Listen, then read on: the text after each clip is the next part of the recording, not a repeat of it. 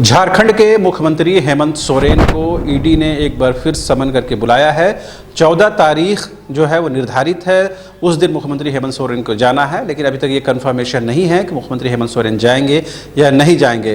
Party यानी झारखंड मुक्ति मोर्चा ने इस पर कुछ स्पष्ट तौर पर रुख नहीं दिखाया है, लेकिन पार्टी नेता और वरिष्ठ नेता हैं, झामुमो के केंद्रीय महासचिव हैं सुप्रियो भट्टाचार्य, उन्होंने कहा कि अभी वक्त है, समय है, पार्टी इस पर आपको रिएक्शन देगी, लेकिन पार्टी अभी पर्दे में है। इस वक्त हमारे साथ मौजूद हैं जदयू के महासचिव सरवन जी, और चूँकि जिस तरह से बिहार में समीकरण बदले हैं, उसके बाद झारखंड में भी वो समीकरण बदला है, उसके बाद कहीं ना कहीं जेडीयू जो है खुद को यूपीए के नज़दीक मानती है। सरवन जी, क्या लगता है कि मुख्यमंत्री हेमंत सोरेन को जाना चाहिए, नहीं जाना चाहिए? ये पूरे इस ईडी के द्वारा जो समन किया गया, इसको किस रूप में देखें? देखिए, सबसे बड़ी बात है, सबसे पहली बात है कि ये जो इंडिया जो गठबंधन बना है, जो विपक्षी एकता, जो 26 पार्टियों की 2 मीटिंग हो चुकी है, जो हमारे पार्टी के सर्वमान्य नेता और बिहार के लोकप्रिय मुख्यमंत्री आदरणीय श्री नीतीश कुमार जी ने जो प्रयास किया विपक्षी एकता को एक साथ करने का, और वो जो प्रयास उनका है वो सफल रहा।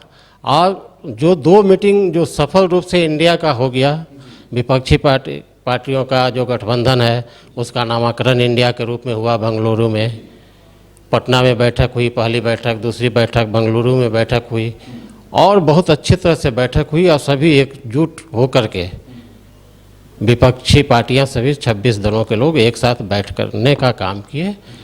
और आगे जो 2024 का जो लोकसभा का चुनाव है उसमें पूरी मजबूती के साथ विपक्षी इंडिया के लोग, सभी लोग एक साथ जुटे हैं। ये जो बैठक जो सफलपूर्वक हुआ 26 पार्टियों का, जो आदरणीय श्री नीतीश कुमार जी के प्रयास से, इसको देख करके जो केंद्र में बैठी हुई सरकार है, जो भारतीय जनता पार्टी के शीर्षस्थ नेता हैं, देश के आदरणीय प्रधानमंत्री श्री नरेंद्र मोदी जी और देश के गृह मंत्री आदरणीय श्री अमित शाह जी, इन दोनों नेताओं में पूरी घबराहट हो गई है कि अब तो 2024 के चुनाव में भारतीय जनता पार्टी का जो कुनबा है वो देश से उनका सफाया होना तय है।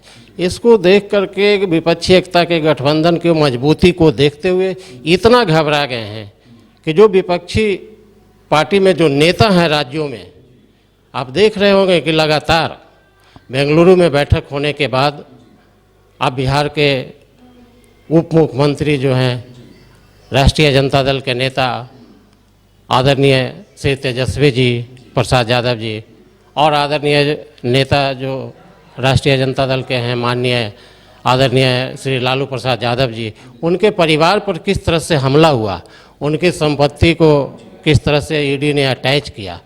और तो इसी के क्रम में यहाँ के जो मुख्यमंत्री हैं, आदरणीय झारखंड के मुख्यमंत्री आदरणीय हेमंत सोरेन जी, लगातार जब से हेमंत सोरेन जी सत्ता में आए हैं, लगातार झारखंड के जनता के लिए, झारखंड के आदिवासियों के लिए, झारखंड में रहने वाले सभी 3-3.25 करोड़ जनता के लिए लगातार विकास का काम कर रहे हैं। तो ये विपक्षी एकता के घबराहट को देखते हुए उनसे घबरा करके भारतीय जनता पार्टी के लोग, जो केंद्रीय जांच एजेंसियां हैं, उनका दुरुपयोग करके इस तरह के विपक्षी नेताओं का परेशान करने का काम कर रही है। ये कह रहे हैं कि जो विपक्षी एकता जो मजबूत हो रही है उसकी वजह से जो उस खेमे में तमाम लोगों को परेशान किया जा रहा है। तो अब क्या जो मुंबई में बैठक प्रस्तावित है, क्या वो बैठक शेप ले पाएगी, आगे बढ़ पाएगी बात, या कुछ सीटों के बंटवारे का एक बड़ा मसला है, झारखंड में भी लोकसभा की 14 सीटें हैं, उस पर कुछ तय हो पाएगा? देखिए, जो विपक्षी एकता है, शेप लेने की बात है, शेप तो ले चुकी है। बेंगलुरु की बैठक में विपक्षी पार्टियों का जो गठबंधन है उसका नामकरण हो चुका है, पूरी तरह से शेप ले चुका है। इंडिया के नाम से गठबंधन, महागठबंधन बन चुकी है।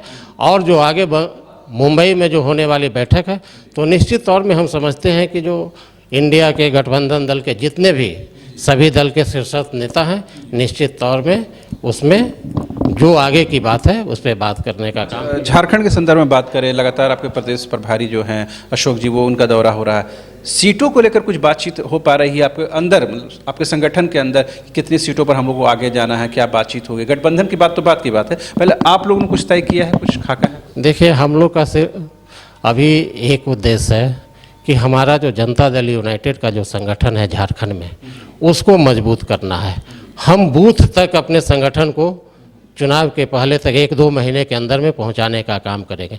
हम हर बूथ में जनता दल यूनाइटेड मजबूत रहे, ताकि जो 2024 का जो चुनाव है उसमें जिसको जो इंडिया गठबंधन से जिस दल को जो सीट मिलेगा उसमें हम पूरी मजबूती के साथ भारतीय जनता पार्टी के खिलाफ उतरने का काम करेंगे। कुछ ऐसी सीटें हैं जिसमें आपको लगता है कि आपका जनाधार लोकसभा क्षेत्र के दृष्टिकोण से ज़्यादा है, बेहतर है? देखिए, हम लोग तो बता रहे हैं कि हम लोग अपने संगठन को मजबूत कर रहे हैं और पूरे झारखंड में हम लोग संगठन को मजबूत करने का काम कर रहे हैं। जो आदरणीय हम लोग के जो प्रभारी हैं बिहार सरकार के माननीय मंत्री डॉक्टर अशोक चौधरी जी के दिशा निर्देश पे, उनके मार्गदर्शन में जो हमारे पार्टी के प्रदेश अध्यक्ष झारखंड के आदरणीय खेरू महतो जी के नेतृत्व में झारखंड प्रदेश जनता दल यूनाइटेड का एक एक कार्यकर्ता पूरे बूथ स्तर पर पूरे पार्टी को मजबूत करने का काम कर रहे हैं। और जो भी जिनको सीट मिलेगी जनता दल यू को, जो हमको जो सीट मिलेगी उस पर, या 14 सीटों में से इंडिया गठबंधन का एक एक उम्मीदवार जो भी होगा उसमें हम मजबूती के साथ लड़ने का काम करेंगे।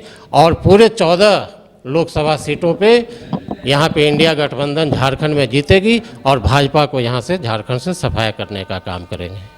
तो आपने सुना, ये थे सरवन जी, जेडीयू के महासचिव हैं। हालांकि उन्होंने स्पष्ट तौर पर नहीं कहा कि किन लोकसभा सीटों पर पार्टी की तैयारी है, लेकिन इन्होंने ज़रूर कहा कि 14 की 14 लोकसभा सीटें इंडिया गठबंधन की झोली में आए, इसके लिए जेडीयू जो है पूरी दिन रात मेहनत कर रही है। उम्मीद की जानी चाहिए कि चुनाव से पहले सीटों के बंटवारे को लेकर के एक स्पष्ट जो तस्वीर है वो सामने आ जाए, ताकि कहना में भी आसानी हो कि कौन सी सीटें किसके पास जा रही हैं। फिलहाल मुझे और मेरे कैमरा सहयोगी नितिन को दीजिए इजाज़त। नमस्कार। एमिटी यूनिवर्सिटी का पटना और रांची कैंपस पिछले कई सालों से लगातार शिक्षा के क्षेत्र में अनमैच्ड एक्सीलेंस प्रदान कर रही है। यूनिवर्सिटी रिसर्च एंड इनोवेशन की कल्चर को बढ़ावा देती है। यही कारण है कि यहाँ के शिक्षकों और छात्रों ने मिलकर अब तक 700 से ज्यादा रिसर्च पेपर और 30 से ज्यादा पेटेंट फाइल किए हैं। यही नहीं, यहाँ के फैकल्टीज और स्टूडेंट ने 50 से अधिक किताबें पब्लिश की हैं।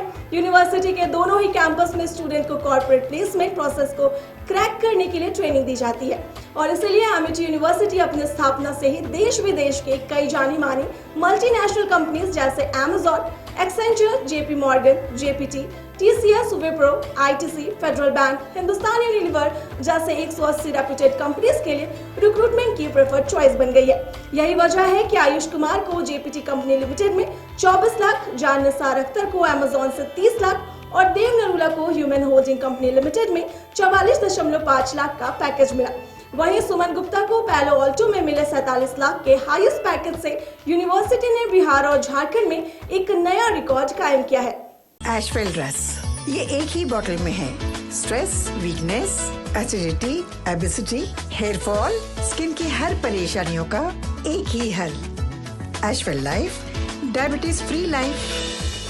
इस स्वतंत्रता दिवस आजादी का जश्न मनाए वाइल्ड वादी वाटर पार्क में, जहां 1 से 30 अगस्त तक पाए amusement park, bird park, zip line, hurdle swimming, water park, 360 cycle, spinner, trampoline, bungee जैसे कई बेहतरीन ऑफर मात्र 100 रुपए में। वाइल्ड वादी water park Ranchi, call 930। IIT जी नीट एस्पिरेंट्स के सपने को पंख देने आ गया है कंप्लीट सॉल्यूशन इंस्टीट्यूट। यहाँ है smart classroom, 1-to-1 doubt clearing session, ask the expert, video solution और भी बहुत कुछ। मतलब हम करेंगे आपको गाइड, बनेंगे आपके mentor. Foundation classes from class 6 onwards for your bright future. Visit complete solution institute,